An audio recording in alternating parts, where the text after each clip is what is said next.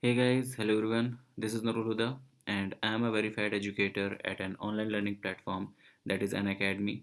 You can access my videos over there as well. So if you are preparing for CSIR NET, GATE or IIT JAM, any of these exams, you can access my videos over there as well. These are going to be very helpful in your preparation, right? So in order to access my videos, what you have to do, you have to download this Unacademy Learning app and you can search for my name, that is Nurul Huda, or you can go directly to my profile from the link given in the description. That's all for this. Let's continue with the video. Hey guys, hello everyone and welcome to the channel. So in this video we'll try to understand this Slater's determinant and also we'll try to solve some questions related to them. Okay, so first I'll explain you that what this Slater determinant is and what are the things, like why this is so important from the quantum mechanics point of view. Okay, so first of all, this Slater determinant actually describes the wave function, and I would say that it describes the total or overall wave function of a multi-electron system. Okay, so for single electron system we have already studied that hydrogen atom problem and all, but this Slater determinant is important for multi-electron system. Okay, so I'll just write down few things so that you guys also know. So this is like it describes wave function. It describes wave functions for multi-electron system. Okay, so multi-electron system, so the system should have more than one electrons. Now it also satisfies the basic property of it is that it satisfies anti-symmetric system. Okay, so it satisfies anti-symmetric system, so the system should be anti-symmetric. Now what is symmetric and anti-symmetric system, that I will let you know. Okay, the third thing is that it follows Pauli exclusion principle and it is useful in dealing multi-electron system, that I already told you. So it follows Pauli exclusion principle. What is Pauli exclusion principle? You all know, right? So just a second. So it follows Pauli exclusion principle. So these were the properties of Slater's determinant. Okay, so now it has the spin orbital actually is written in two parts. Okay, so we have a spin orbital of a multi-electron system which will be represented with two parts. It has two parts. One is called a spatial part. Okay, a spatial part that is denoted by R terms, and the other one is your spin function. Okay, so the other one is your spin function denoted by omega. Okay, so it is product of your spatial part and your spin function, so that's how your spin orbital will be made, right? So the overall wave function should be anti-symmetric, so that means either your spin part should be anti-symmetric or your spin function should be anti-symmetric. Any one of them should be anti-symmetric, then the product of them will become anti-symmetric and all. Okay, right. So see, the other thing is that how you did, like how this determinant is being written. So this determinant is actually written like this. So see, I'm not giving you more detailed view of it because like you all know that all of the things are there in book. I'm just trying to make you guys understand that why and how this Slater determinant can be used. Okay, so this is how your system you can write down. Okay, so you have this and you have, let's say you have x1. Okay, then you have chi2, x2, and like this you could have up to here, that is chi n, and sorry, this should be x1 only. Okay, you are writing for the first electron, so x1, x2, these are the electrons. Okay, so x1 means the first electron.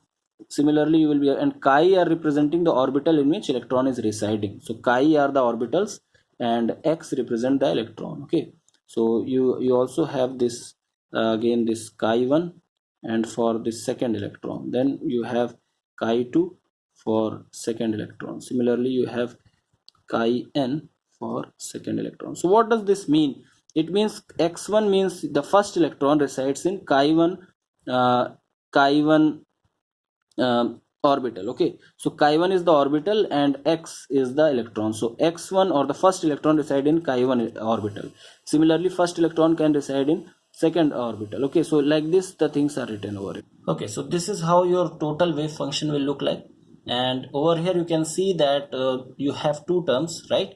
So n is the total number of electrons which you have. Okay, so n is the number of electrons which you are having, and this x1 x2 x sorry, these are chi. Okay, these are capital ones are chi. So chi represents the orbital in which the electron is residing, and this x1 x2, these represent the electron. Then the electron, like x1 represent the first electron, x2 represent the second electron, xn represent nth electron. Okay, so and all in all, like this chi n x n, what does this represent? It represent a unit wave function for single electron system. Okay, so one of the term represent for a single electron system. So n, you can change anything, like you can change the value of n to get for any of the electron system, right? So this just this term will represent unit wave function. I'll just write it. So it represents unit wave function for single electron system. Okay, so it's for single electron system. So that's how you have to represent the thing. So this is the way of representing your Slater determinant, like the basic thing. Okay, so let's take a condition, let's take a question, I would say, and let's try to apply our knowledge of Slater determinant to solve overall wave function. So the question, like the thing which we are going to do is now is the overall wave function of ground state helium using Slater determinant. So how to do that? First of all, see, your ground state helium will have electronic configuration. You all know what will be the electronic configuration of it. It will be 1s2, right? So this will be the electronic configuration of ground state helium. So that means it will be having two electrons, and both electrons are in s orbital, right? Both electron are in s orbital. So that is very clear to us. So that means chi over here will be s, right? So that will be s. Now the overall wave function will be written like this. So psi of helium in ground state. Okay, so that will be like this. So 1 upon 2 under root 2 factorial. Why under root 2 factorial? Because we have two electrons, so that's why we have to write under root 2 factorial. Now see, we have like chi 1s. Why chi 1s? Because the electron is in 1s orbital, so we have to write phi 1s. Okay, so you can represent it with it in any way, like phi l or any of the like variable. So I am representing it now in phi. Okay, so phi 1s means the electron resides in 1s orbital, and it has, like, let's say phi 1s and 1 means the first electron resides in phi 1s orbital. Okay, so the first electron, there are two electrons, right? This is one and this is the other, so I'm talking about the first electron. So first electron resides in phi 1s orbital. And alpha 1, what is this alpha 1? Means the spin of the first electron is alpha. Alpha means there it can have two spins, right? So it can have up, like electron can have positive spin and it can have negative spin, like minus half spin also. So this is represented as alpha, and this is represented as beta. Alpha 1 means the first electron has spin 1. Okay, so that is what it means. So it means that the first electron resides in 1s orbital and it has alpha spin. Now we can write it in this way also, that is phi 1s1. So we have to just write for the first one, what are the possibilities of it. It will reside in 1s only, there is no other possibility. It has to reside in 1s only, there is no other possibility for that. The other thing which it can have, it can have a spin beta, right? So the first electron can also have a spin beta, so that's why it is beta 1 written. So beta 1 represents the spin of first electron, so it can have negative spin also. So you don't have to worry about Pauli exclusion and all. Just like right now, there's not Pauli exclusion, sorry, that spin and all. Okay, you just have to write down the possibilities, like all the possibilities. Okay, now for the second electron, this was the first electron, right? Now the second electron, that also resides in the same orbital, so phi 1s2. So that means second electron reside in first orbital, phi 1s orbital, and it can have spin of 2. So that is why, sorry, spin of alpha, so alpha 2. Similarly, it can also have a spin of beta, right? So phi 1s2, second electron is reside in phi 1s orbital with spin beta. So that's what it means. Okay, so this is how you have to solve, like that is how your determinant will be found. So now multiply it. So what you are going to get is 1 by under root 2 factorial, and over here once you multiply, how determinants are solved, you have to multiply these two cross multiplication, and then these two cross multiplication. Okay, just multiply first these two, so it will become what, it will become phi 1s1 and phi 1s2, then alpha 1 and beta 2. Okay, so this is how it will become, and minus you will have phi 1s1, phi 1s2 and alpha 2 beta 1. So that is how the equation will become once you multiply this negative sign and then these two multiplied by each other. Okay, so you will get this. Now what you have to do, just take out the things which are common. So phi 1s1 and phi 1s2 is common, so just write it in this way, phi 1s1 into phi 1s2. Okay, so these this will be the other part, into the other thing will be, the other thing left out will be 1 by under root 2 factorial, right? And you will be having alpha 1 beta 2 minus beta 1 alpha 2. So these are the things which you will get. Okay, so there are two parts, right? So this part is called spatial part, and this is called your spin part. How? Because this part is representing this, the orbital in which it is residing. So up till here it is a spatial part, and this whole is your spin part. It tells that what is the spin of the electron, so that's why it is a spin part. Now you can see that this is symmetric, right? Symmetric. Why? Because your electron is residing in 1 and 2 with equal symmetry, like it can reside in 1 and 2 both. But the spin part is anti-symmetric. Why is it so? Because we have negative sign, the spins are changed in both of them, so it is called that this part becomes anti-symmetric. Or you can say it in other way, that if the spatial part is symmetric, then the spin part has to be anti-symmetric. Why? Because overall wave function has to become anti-symmetric. Okay, so in order to make overall wave function anti-symmetric, one of them has to remain anti-symmetric. Spatial cannot be anti-symmetric over here. Why? Because these two, you can see that the product is like the product of two things. Over here it is, so they are symmetric, but here there is product plus subtraction, so it can be anti-symmetric. Okay, so that's how the thing will become. So this was for your helium ground state. Let's take another let's take a difficult problem, and let's see that what will be the overall wave function over there. All right, so now let's talk about helium in excited state. Okay, so we'll use our Slater's determinant in order to solve this, to solve for helium in excited state. So we all know that what will be the electronic configuration of it? It will be 1s1 and 2s1, right? So now the electron will reside in two different orbitals, 1s and 2s.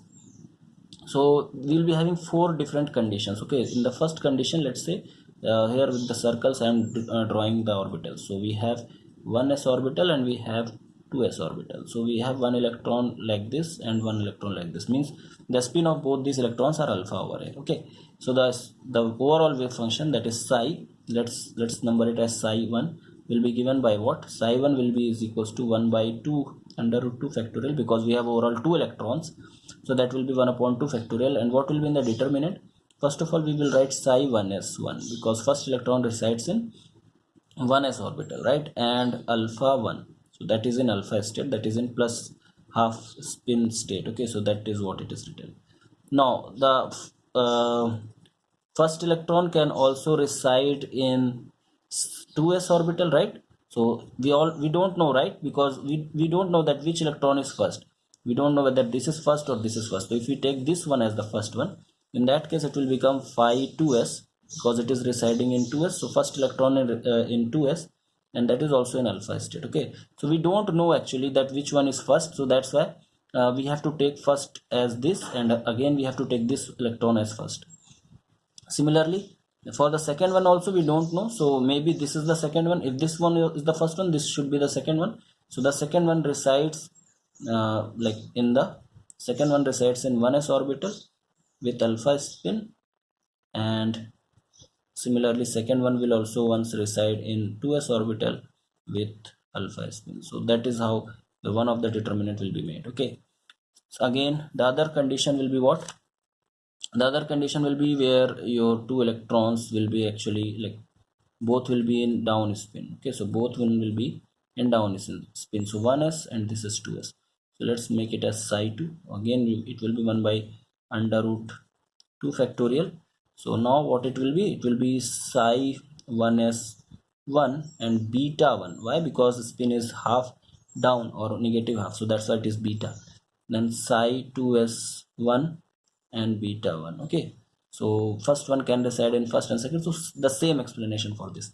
Again the other thing will be like psi 1s 2 beta 2 and psi 2s 2 beta 2. So that means our second electron can also be in 1s orbital or in 1 or 2s orbital. In both the cases the spin is actually like half or beta spin. Okay, so that is what it means. Now the third condition which can happen is that you can have different spin in different orbitals. So you have 1s orbital and you have 2s orbital, right? So you can have a spin like this. So in this case, the wave function will represented by psi 3, and that will be 1 by under root 2 factorial, and it will be written like this. So psi 1s 1 alpha 1, okay, and psi 2s 1 beta 1, right? So this is what it is. Now we don't know, we can take this one as the first electron, this as the second electron, so that's why it is beta 1. So the first one is having negative spin, so that's what it is. So if it is the first electron, in that case it is in 2s and it has beta spin, so that's why it is written. Understood? Now we have to talk about the second electron. So for the second electron, so psi 1s2 alpha 2, maybe this is the second electron, because if this can also, like if both of them can be first electron, so both of them can be second electron as well. So that's why I have written like this. And then psi 2s2 beta 2. Okay, so it can have these spins. So this is one of the case. The last step or the last case which can happen is this, that you can have down spin in 1s and up spin in 2s. Okay, so that will be your psi 4, and that will be given by 1 by under root 2 factorial. Let us say this is first electron and this is second electron. So in that case this is phi 1s 1 beta 1. That means in 1s orbital your first electron reside in 1s orbital with beta spin, and it can also happen that this is the first one. So in that case your electron is residing in 2s orbital, first electron with alpha spin, right? Understood? Similar case can happen with the second electron. So second electron can occupy 1s orbital with beta spin, or your second electron can occupy your 2s orbital with alpha spin, because in 2s orbital the spin is alpha, that is fixed. Okay, so these are the four conditions. So these four condition, among these four condition, if you will see, so the first condition is basically this is indistinguishable. Indistinguishable means you cannot distinguish that which spin is in which orbital. Okay, so the spin is not fixed here, both are having same spin, so that's why it is indistinguishable. And antisymmetric, so antisymmetric is the property of it, so it should be antisymmetric. Okay, so antisymmetric is by default. Okay, and then only this Slater determinant is possible, so it is antisymmetric. Second one is also indistinguishable. Okay, and antisymmetric. Why? Because spin is indistinguishable, spin are identical, so that's why they are indistinguishable. But this third and fourth, these both of them, they are distinguishable. Okay, distinguishable. So your psi 3 and psi 4, both of them are actually distinguishable. Why? Because spin is fixed. In psi 2 you have beta spin over here, and in psi 1 you have alpha spin, that is fixed. Similarly for this one, for psi 4 you have beta spin in 1s orbital or psi 1s, and you have alpha spin in psi 2s, so that's why it is distinguishable. Now you cannot consider distinguishable, overall wave function cannot be distinguishable, it has to be indistinguishable as well as antisymmetric. So all of them are antisymmetric. Okay, all of them are antisymmetric, so we don't have to worry about symmetry of them, we just have to worry about the distinguishability. Okay, so if psi 3 and psi 4 are distinguishable, So we have to make them indistinguishable. So in order to make them indistinguishable, we have to make other wave functions with the help of psi3 and psi4, and they will be given by this. So 1 upon 2 factorial, and that will be given by psi3 plus psi4. That will be given by linear combination of these two orbital. Okay, so they can either combine they can combine constructively, or they can combine destructively. So that will be psi 5, and psi 6 will be given by 1 by under root 2, and that will be psi 3 minus psi 4. Okay, so you can have psi 4 minus psi 3 also, so don't worry about it. So yeah, so now you have, for helium excited state, you have five conditions, or you have five kind of overall wave function which can represent the state, like which can represent the state of electron in it. Those are psi 1, psi 2, psi 5 and psi 6. Okay, psi 3 and psi 4 we cannot take because they are distinguishable and antisymmetric. We have to take indistinguishable and antisymmetric wave functions, so that's why we have to take out linear combination of them. So the correct answer, or at the end, what are the wave function that can represent electrons in helium excited state? Those are psi 1, psi 2, psi 5 and psi 6. How to find out psi 5 and psi 6?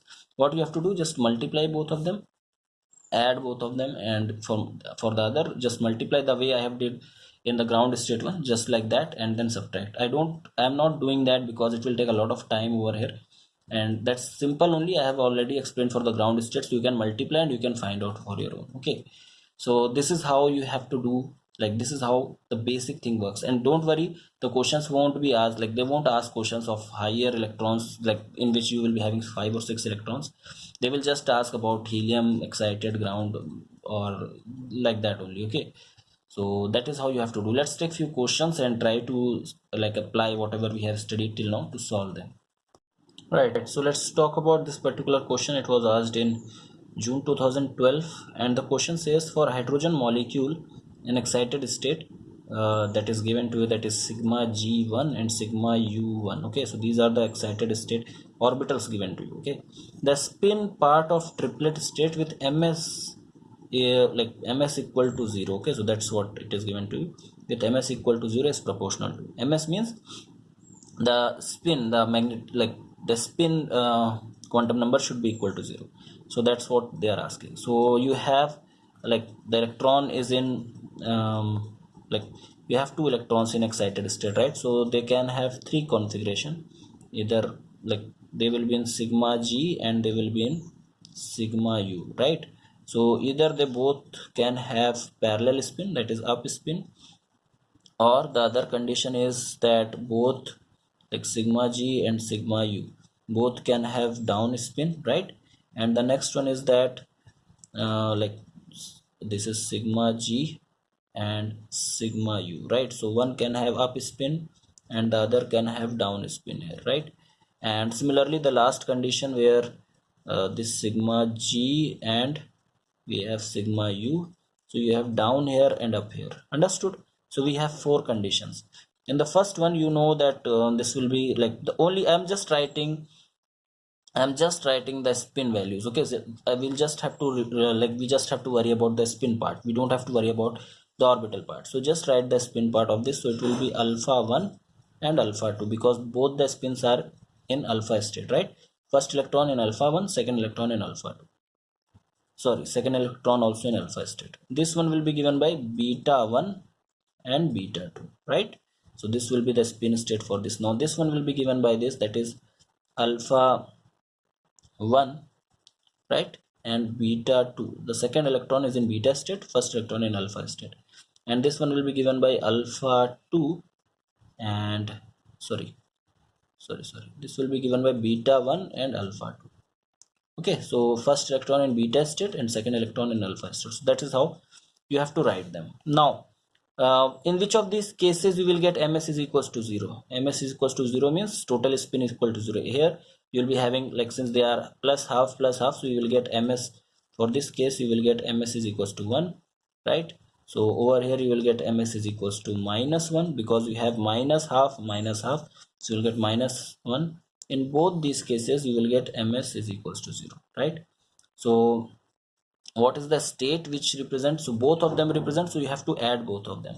So once you add both of them, and since you have two electrons, so you have to write down in that way, like since it is two electrons and that is ms is equals to 0, so just add both of them. So what you are going to get is alpha 1 beta 2 plus beta 1 alpha 2. So that is the state which will give you ms is equals to 0. Understood? So the correct option for this particular question in the options, if you'll see, the correct option will become option number D. So like this you have to do. You have to use your Slater's determinant information to solve this question. Let's take one more question and see how to solve it out. Okay, so let's take the last question for this video. This was asked in CSIR June 2014. Okay, it says that the spatial part of wave function of atom in its ground state is 1s1 and 1s2. Okay, so that means both of these electrons are residing in the same orbital. Okay, so in the ground state it is 1s1 and 1s2, means both the electrons are residing in the same orbital. Okay, the spin part would be, now they are asking about the spin part. So like remember the thing I have told you for helium ground state, in that case both the electrons were residing in the same orbital, in the 1s orbital, and that's over where I told you that 1s1 and 1s2, this was symmetric, right? This was symmetric. So, and we also know that psi total, this total wave function should be like antisymmetric, and in order to make, and that is product of psi space, like spatial or space into psi spin, we know, right? So that comes from the spin wave function, and that comes from the space wave function, and this comes from the spin part, and the product of them gives you total wave function, and total wave function has to be, this total wave function has to be antisymmetric, right? So this should be antisymmetric, this total wave function. Now since the spatial part is already given, that is symmetric, so that means the spin part has to be antisymmetric in order to make total wave function antisymmetric. Understand once again, what I'm saying is that the spin that the space part is given, and that is symmetric, right? The space part is symmetric, and we have to make total wave function antisymmetric. In order to make total wave function antisymmetric, we need this spin part to be antisymmetric. Okay, so the spin part has to be antisymmetric. Now just check in the options at which option we have antisymmetric spin part. So in option number 1, this is symmetric, right? Because I already told you that product of two terms is symmetric. Similarly here also this is also symmetric. Okay, so this is also symmetric. In the third option you can see that these are product and sum of both of them, so this is also a symmetric term. Okay, so these all are symmetric in nature. This is also symmetric in nature. So option C is also symmetric in nature. The only one which is anti-symmetric in nature, that is your option number D. So in that way you can easily tell that option number D is correct option. And remember, these both questions which I have discussed, these were asked for 4 marks. Although from like past few years I haven't seen questions directly from Slater's determinant. I hope that in the coming exam they will ask question from here.